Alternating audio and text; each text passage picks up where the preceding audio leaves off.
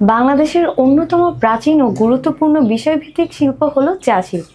এই শিল্প দেশের অর্থনীতিতে গুরুত্বপূর্ণ ভূমিকা পালন করে। প্রায় 1,05,000 মানুষ এই শিল্পের সঙ্গে সরাসরি যুক্ত। তাদের মধ্যে 1,02,000 শ্রমিক 158টি চা বাগানে এবং 3,000 জন বিভিন্ন প্রশাসনিক পদে কর্মরত আছেন। এই শিল্পের বাজার মূল্য প্রায় 2,000 কোটি টাকা। বাংলাদেশের চা শিল্প শুধু আমাদের অর্থনীতির একটি বড় অংশই নয়, এটি আমাদের ঐতিহ্যের সঙ্গেও গভীরভাবে জড়িত। আজকের আলোচনা থেকে আমরা জানবো বাংলাদেশের চা শিল্পের বর্তমান অবস্থা, কি কি চ্যালেঞ্জের মুখোমুখি হচ্ছে এবং শিল্পের সম্ভাবনা সম্পর্কে। বাংলাদেশের চা শিল্পের যাত্রা শুরু হয়েছিল প্রায় 1.5 শতাব্দী আগে ব্রিটিশ শাসন আমলে। বর্তমানে আমাদের দেশের চা বাজারের আকার প্রায় 2,000 কোটি টাকা। প্রতি বছর দেশে চা উৎপাদিত হয় 10 কেজিরও বেশি। এটি শুধু আমাদের স্থানীয় চাহিদা পূরণের পাশাপাশি রপ্তানির মাধ্যমেও বৈদেশিক মুদ্রা অর্জনে অবদান রাখছে। তবে বিভিন্ন সফলতার মধ্যেও এই শিল্পে রয়েছে কিছু চ্যালেঞ্জ। 2019 সাল থেকে বাংলাদেশের চা শিল্প ধারাবাহিকভাবে লোক শাসনের মুখোমুখি হচ্ছে। এর পেছনে বহুমুখী কারণ রয়েছে, যেমন কোভিড-19 মহামারীর ফলে উৎপাদন থেকে শুরু করে বিপণন পর্যন্ত প্রতিটি ধাপে প্রভাব পড়েছে। এর সাথে রয়েছে বৈশ্বিক ব্যবসা সংকট এবং মূল্যস্ফীতির প্রভাব। এই কারণে মানুষের ক্রয় ক্ষমতা কমে গিয়েছে এবং চায়ের চাহিদা কমে গিয়েছে। পাশাপাশি মূল্য নির্ধারণের সমস্যাও রয়েছে। বাংলাদেশ চা অ্যাসোসিয়েশনের চেয়ারম্যান কামরান তানভীরুর রহমান বলেছেন, অন্যান্য পণ্যের দাম বাড়লেও চায়ের ক্ষেত্রে সেটা হচ্ছে না। চায়ের দাম উৎপাদন খরচের তুলনায় কম। এই কারণে দেশের চা বাগান মালিকরা বর্তমানে ক্ষতির সম্মুখীন হচ্ছে। ব্যবসা সমীক্ষা থেকে জানা যায় 2023 সালে প্রতি কেজি চায়ের উৎপাদন খরচ ছিল প্রায় 200 টাকা, কিন্তু নিলামে তা বিক্রি হয়েছে মাত্র 180 টাকায়।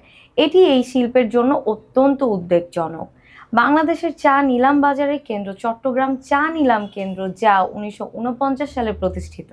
এটি চা শিল্পের জন্য গুরুত্বপূর্ণ একটি অংশ। চা বাগান মালিক ও চাষিরা এখানে চা সরবরাহ করেন। স্থানীয় ও আন্তর্জাতিক ক্রেতারা এটি কিনে বাজারজাত করেন। এক্ষেত্রে অন্যতম চ্যালেঞ্জ হলো নিলামে চায়ের মূল্য বর্তমানে স্থিতিশীল নয়। দ্রুত ক্ষুদ্র চা চাষিদের জন্য ন্যায্য দাম নিশ্চিত করা গুরুত্বপূর্ণ। নিলাম বাজারের কার্যক্রম আরও স্বচ্ছ এবং আধুনিক করা হলে শিল্পটি আরও এগিয়ে যেতে পারে। বাংলাদেশের চা শিল্প শুধু স্থানীয় বাজারেই প্রতিবন্ধকতার মুখোমুখি নয়, আন্তর্জাতিক বাজারে রয়েছে চ্যালেঞ্জ। দেশে বর্তমানে বড় কয়েকটি ব্র্যান্ড চা বাজারে আধিপত্য করছে, যেমন ইস্পাহানি চা বাজারের প্রায় 50% শেয়ার দখল করে আছে। এরপর রয়েছে ফিনলে চা, যা বাজার শেয়ার 30%। এছাড়াও টাটা টি, সিভিল টি, পল্লী টির মতো ক্ষুদ্র ব্র্যান্ডের উপস্থিতিও বাজারে রয়েছে। বাংলাদেশের চায়ের মান ভারতের দার্জিলিং, শ্রীলঙ্কার সিলন এবং কেনিয়ার ব্ল্যাক টির তুলনায় কম বলে মনে করা হয়।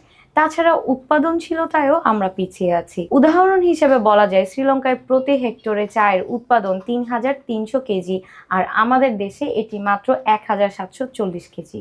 চ্যালেঞ্জ থাকা সত্ত্বেও যেহেতু অর্গানিক এবং প্রিমিয়াম গ্রেড চায়ের চাহিদা বাড়ছে, তাই আশা করা যায় বাংলাদেশ এই বাজারে প্রবেশের সুযোগ তৈরি করতে পারে। বাংলাদেশে উৎপাদিত চায়ের 97% অভ্যন্তরীণভাবে ব্যবহৃত হয় এবং মাত্র 3% রপ্তানি করা হয়। আমাদের প্রধান রপ্তানি বাজার হলো মধ্যপ্রাচ্য, পাকিস্তান এবং ভারত। রপ্তানির এই সীমাবদ্ধতার কারণ হলো চায়ের মান এবং উৎপাদনের স্বল্পতা। তবে আন্তর্জাতিক বাজারে অর্গানিক চায় এবং প্রিমিয়াম গ্রেড চায়ের চাহিদা বাড়ছে। সঠিক পরিকল্পনা নিলে এই বাজারে বাংলাদেশ ভালো অবস্থান তৈরি করতে পারে। বিশেষজ্ঞদের মতে বাংলাদেশের চা শিল্পকে টেকসই করার জন্য বেশ কিছু পদক্ষেপ নেওয়া যেতে পারে, যেমন ন্যায্য মূল্য নিশ্চিতকরণ সবচাইতে গুরুত্বপূর্ণ পদক্ষেপ। নিলামে চায়ের সর্বনিম্ন দাম নির্ধারণ করতে হবে এবং ক্ষুদ্র চাষিদের সুরক্ষা নিশ্চিত করতে হবে। উৎপাদনশীলতা বৃদ্ধি করতে আধুনিক প্রযুক্তি এবং উন্নত চা গাছের ব্যবহার বাড়াতে হবে। ব্র্যান্ডিং এবং মান উন্নয়নের মনোযোগ দিতে হবে, অর্থাৎ মেড ইন বাংলাদেশ চায়ের সুনাম বাড়াতে হবে। এসবের পাশাপাশি এই শিল্পে সরকারি সহায়তার প্রয়োজন। সরকারের পক্ষ থেকে সঠিক নীতি ও প্রণোদনার ব্যবস্থা নিশ্চিত করতে হবে। চা শিল্পের উন্নতির মাধ্যমে আমরা শুধু অর্থনৈতিক সমৃদ্ধিই নয়, বিশ্ববাজারেও একটি শক্তিশালী অবস্থান তৈরি করতে পারবো। তাই আমরা আশা করি সংশ্লিষ্ট সবাই মিলে এই শিল্পের উন্নয়নে কাজ করব।